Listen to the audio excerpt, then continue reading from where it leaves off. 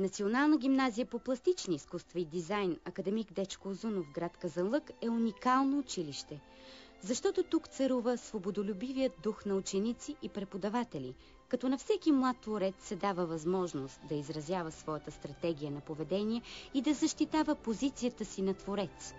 Затова преподаватели и директор обичат да напомнят: нашето училище е било, сега е и винаги ще бъде художествената гимназия на Казанлък, в която се формират свободомислещи, талантливи хора на изкуството. 12 клас съм, специалността ми е живопис. Избрах я, защото най-силно се изразявам чрез цветове, топло и студено.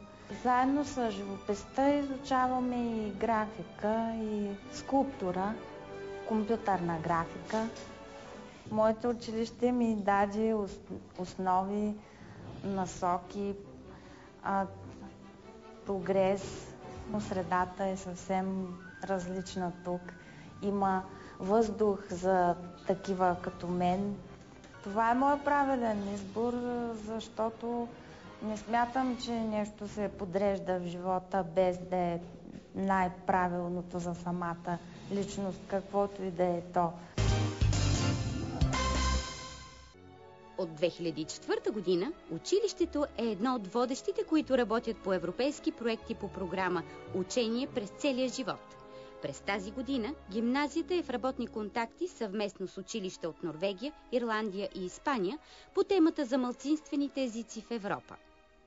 От 2004 година работим по европейски проекти, като досега сме осъществили множество успешни европейски проекти. Аз от самото начало участвам в проекта „Малцинствени езици в Европа“ и специално аз бях включена в групата за Испания.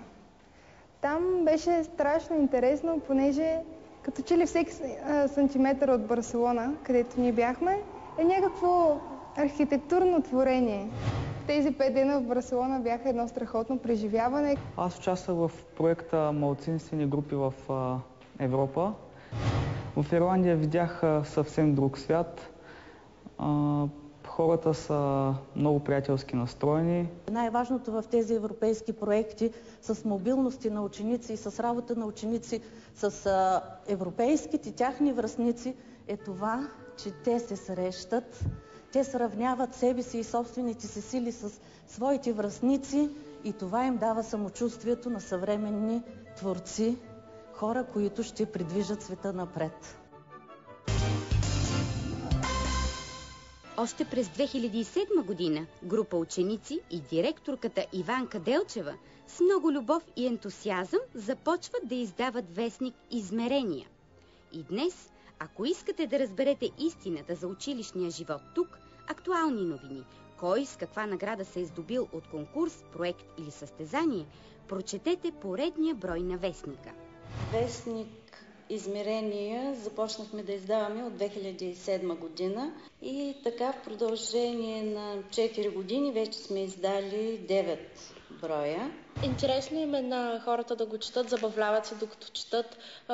От другите страници разберат интересни факти за учениците и за учителите и за тяхното творчество. Аз и екип обработваме хумористичната страница. Със сигурност това училище ми дава подготовката, която ми е нужна, за да мога да продължа в висше учебно заведение без никакъв проблем и да се реализирам по-нататък в професионалния ми живот.